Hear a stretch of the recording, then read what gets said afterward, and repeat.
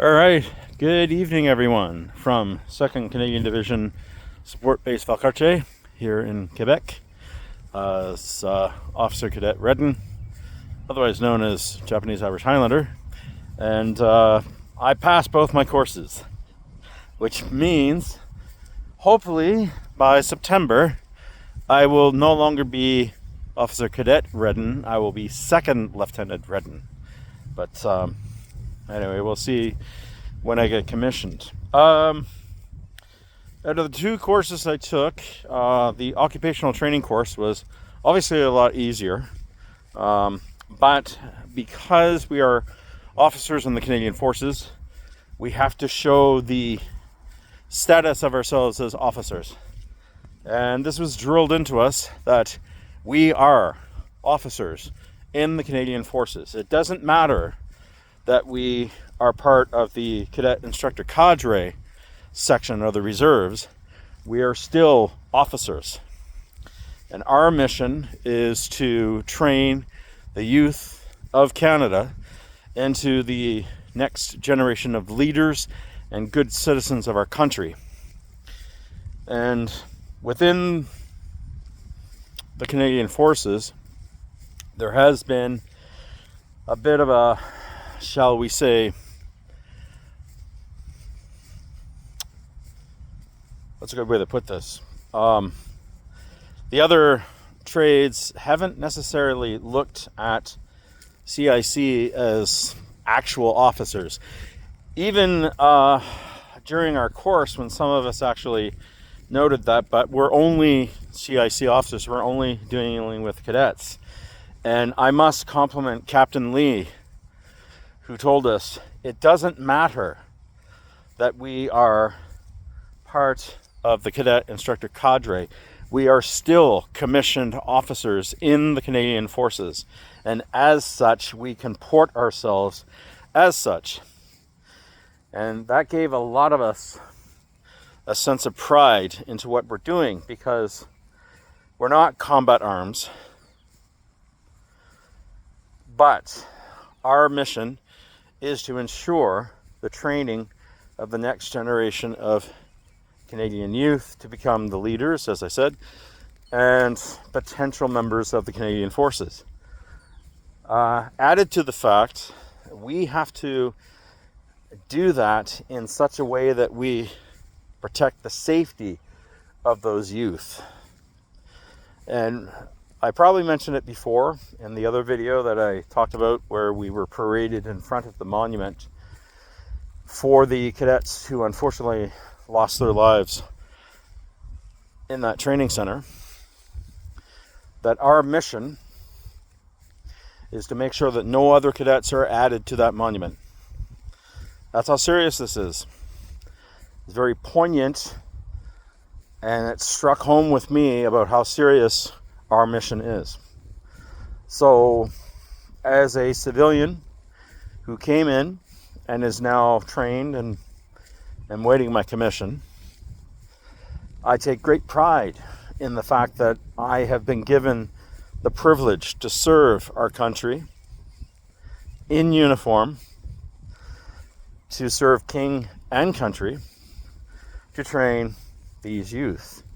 And that's something that I take seriously, because as a former ESL teacher, I taught young people for 20 years. And when I came home, I've only had one chance to teach to youth, and that was up in Nunavut. And that experience gave me the confidence to carry on to do what I'm doing now. So right now I'm just trying to get in some exercise. It's been a very long 3 weeks that I've been up here. I fly back to Nova Scotia tomorrow, and immediately I go back into training our band section for our annual cadet review next Saturday. And luckily enough, because of my work schedule this week, I actually am able to go in Monday night, Wednesday, and the ACR itself. And that's one thing that I am going to say very positively about commissioners Nova Scotia, and in particular Commissioners Canada, is the fact that because I am a reservist, they will willingly allow me to go do my service for Canada and make sure that my job is still there when I come back. And there's not a lot of companies that follow that, but it is Canadian law. A lot of people don't realize that, but there is a law in Canada that states if you are a reservist, you cannot be dismissed or fired from your job because you're a reservist. So your company must give you the time off for you to go do your training, because what you're doing is you're helping in the defense of Canada. Now, my job as a cadet instructor cadre officer is not to stand a watch with a weapon, but my duty in defending our country is to make sure that the next generation of youth are able to become better citizens and potentially become recruits into the Canadian Forces. And that's a pretty big responsibility, because not everybody has the ability to work with youth. Case in point, yesterday when we had our presentation exercise, it's rather interesting because during our training up here, we've had several different situations happen. The internet services went out twice, which made it a little difficult for us to find the information we needed, but also made it difficult for those who were relying on modern technology to do that. The way that I put my presentation together was specifically so that I didn't have to worry about a power outage or the internet going down. I had my stuff old school. It was on flip chart paper and printed pictures.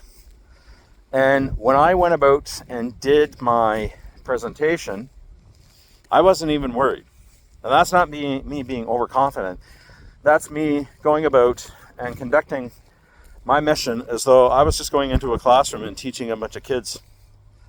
Because, surprisingly enough, the activity that I actually did, I've already done twice before, but I hadn't officially done it according to the way that the Canadian Forces wants it done. So the next time that I actually conduct the mission, I'll actually have a better way of doing it.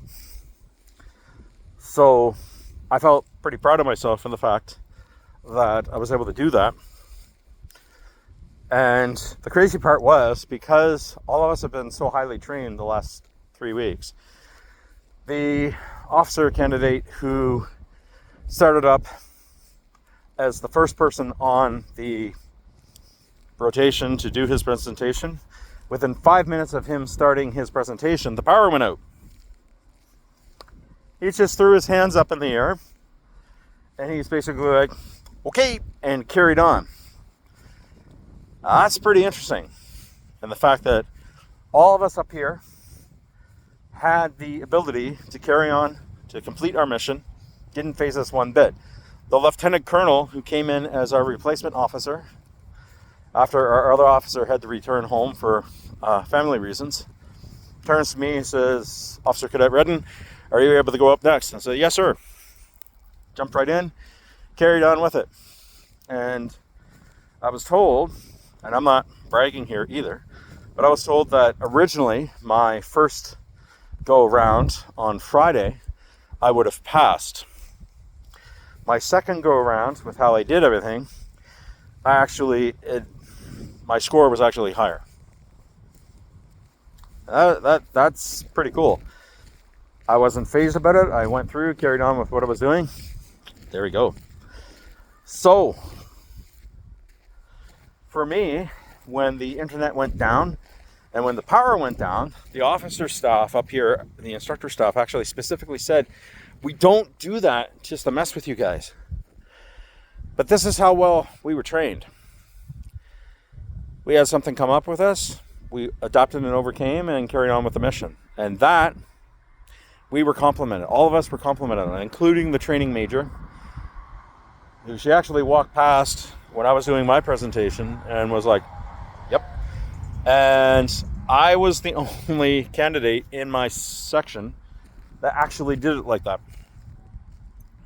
And I was like, yep, because I was dealing with it as though I was out in the field and you don't have technology and all that stuff to deal with it. So I went through and did it.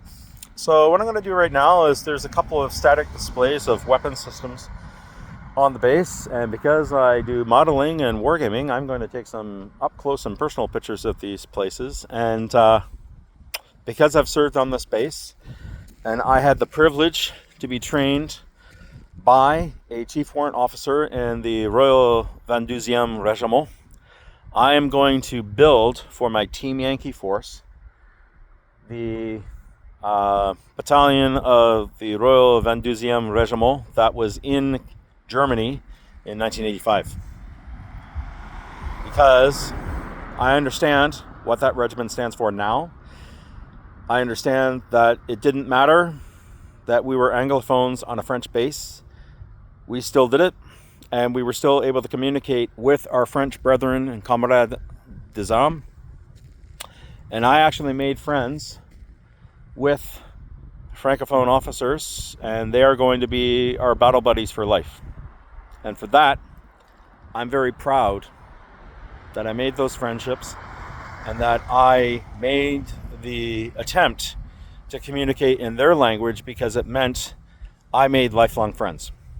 And for that, that's the best part of having been here.